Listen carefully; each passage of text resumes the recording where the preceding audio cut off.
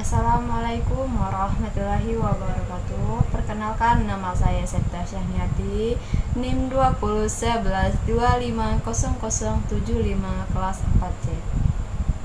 Baiklah, saya di sini akan memenuhi tugas UAS dari mata kuliah Perkembangan Nilai Agama dan Moral. Yang mana di sini saya akan menjelaskan pemahaman saya tentang mata kuliah Perkembangan Nilai Agama dan Moral, yang mana saya di sini memahami tentang pengertian moral, agama, dan sosial. Yang mana di sini moral berasal dari kata Latin yaitu mores, yang berarti tata cara, kebiasaan, dan adat. Sedangkan menurut Colbert mengemukakan bahwa aspek moral adalah suatu yang tidak diubah dari lahir, tetapi sesuatu yang berkembang dan dapat berkembang atau dipelajari. Perkembangan moral merupakan proses internasional atau nilai atau norma masyarakat sesuai dengan kematangan dan kemampuan seorang dalam menyesuaikan diri terhadap aturan yang berlaku dalam kehidupannya.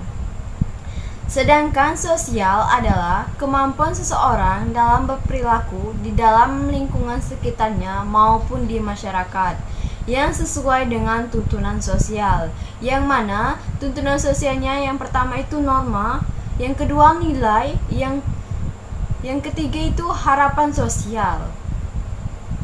Lanjut, di sini saya akan memahami tentang faktor penyebab terbentuknya perilaku sosial. Yang mana faktor terbentuknya perilaku sosial ini menurut Nugroho, perilaku sosial erat dihubungkan dengan pengalaman dan sesuai sosial ketika anak usia dini. Di sini beberapa faktor penyebab timbulnya sikap sosial. Yang pertama itu sikap orang tua yang overprotected.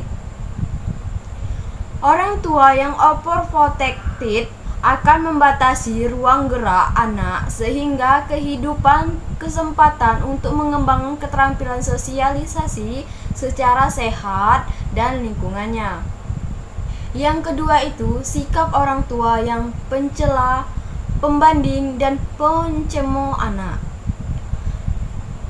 Tak kala orang tua bersikap buruk terhadap anak, maka anak pun akan menirukan dan melakukan hal yang sama ketika sikap orang tua yang mencela, membandingkan, mencemooh anak mencerminkan sikap penolakan terhadap keberadaan anak apa adanya. Secara emosional, perilaku ini sangat melukai anak. Yang ketiga itu sempitnya kesempatan bergaul dengan anak orang lain. Perkembangan sosial ini sangat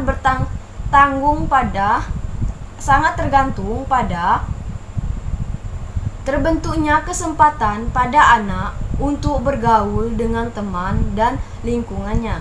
Lingkungan memiliki potensi yang sangat kaya dalam membersihkan pengalaman sosial pada anak, mulai dari pengalaman yang positif maupun pengalaman yang buruk.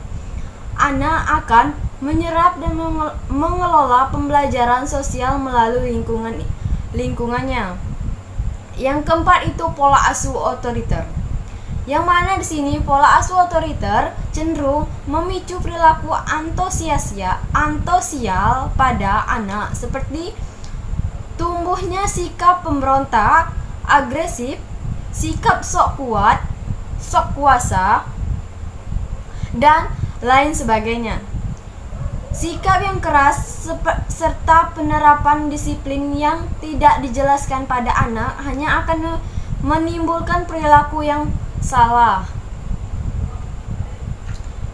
Yang untuk selanjutnya itu yang kelima itu lingkungan yang buruk, di mana lingkungan yang buruk ini sangat berpotensial dalam mempengaruhi anak. Lingkungan yang buruk ini tetap menjadi contoh yang buruk bagi anak.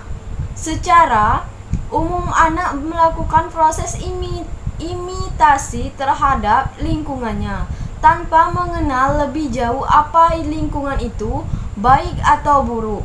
Jika lingkungan dapat menonjolkan perilaku puji, maka anak pun dapat mempelajari penyerapan dan mengaplikasikan perilaku yang luhur tadi.